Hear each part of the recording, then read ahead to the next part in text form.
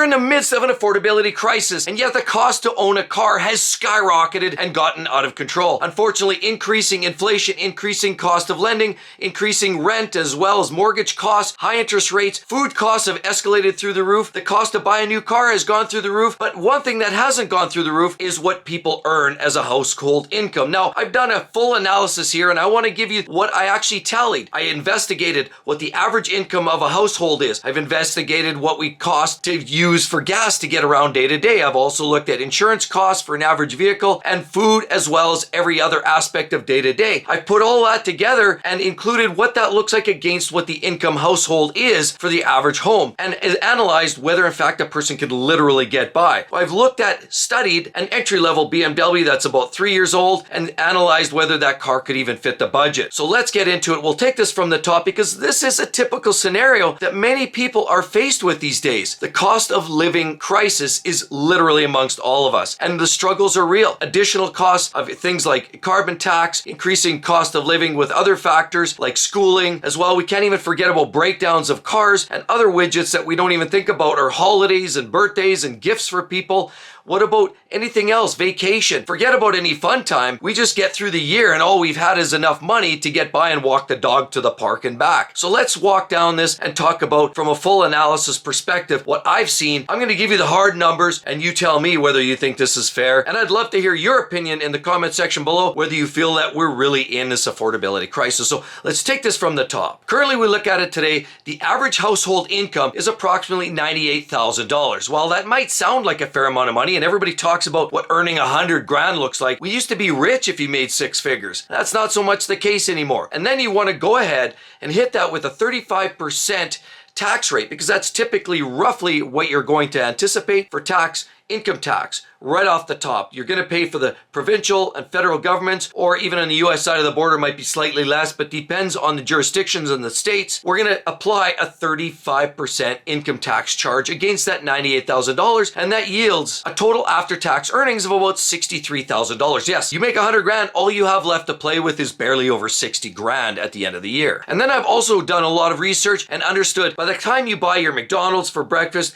and you buy your dinner, and even if you're buying fresh goods, whether it's fresh fruits and vegetables, whether you're buying meat or potatoes or whatever you need, canned goods from the local grocery stores, we know their prices have gone through the roof. The average household will consume about $16,000 of food in a given 365-day period. Yeah, per year. And now that drops you down to $47,000 left over. And then what the next factor is, obviously we need a roof over our head. So we're going to talk about that. Rent charges across most of this country now vary quite substantially. You can literally live in the middle of nowhere and pay as little as $1,000 a month. You want to live in one of the premier cities, for example, Vancouver, Toronto, anticipate closer to $3,000 a month. For rent. That's right. If you want to settle in somewhere halfway, for example, Calgary or Edmonton, Alberta, you could actually anticipate closer to about $2,000 a month. Actually, because the Canadian average is about $2 grand a month. On the US side of the border, again, it varies quite substantially. You live in New York, it'll be a lot more. You live in the middle of Montana, it'll be a lot less. The average is also very, very comparable to that $2,000 a month rent charges. So after you've paid that $2,000 a month and you whop that off of what's left after food and housing, then you're at $47,000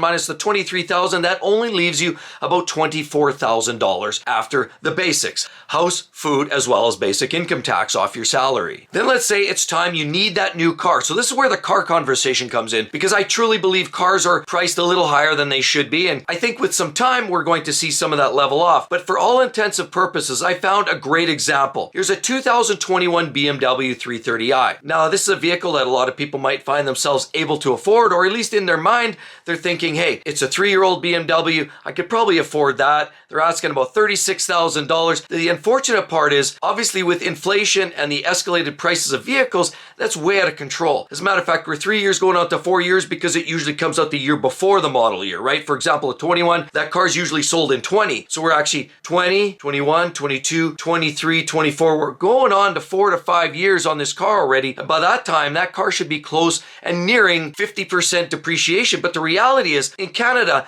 that 330 BMW in 2021 retailed for $49,000 and change, so that price should now be, based on the average depreciation rate, should only be about $25,000. But we're seeing this local dealer here advertising this car for 36 grand. Clearly out of touch, and a lot of people are snookered spending the full dollars on that car. So then also statistically, some people are going to get a lot better insurance rates and some people are going to get worse insurance rates. But then we want to insure that BMW. Well, for the average person in Canada, the average insurance cost for that vehicle is averaging about $2,000 a year. That's right, we can assume that and chop that off the bottom line. And that takes us to a grand total of $21,000 for the cost to insure that new BMW, or new to us, or that slightly used BMW. Then we talk about gas. Well, think about this for a second. If you're spending $100 a week on fuel, which is probably the average, some people again will spend less if they're only driving it for short trips or short little jaunts, but most people I know, especially if you're living in the larger cities, Vancouver, Toronto, you've got to travel and commute from the suburbs or the outskirts. Honestly, it's nothing to literally chalk up $100 a week. 52 weeks a year, we'll call it $5,000 a year for fuel costs for that BMW. Now, after taking 5 grand off the bottom line, that leaves us with $16,000. But wait a minute.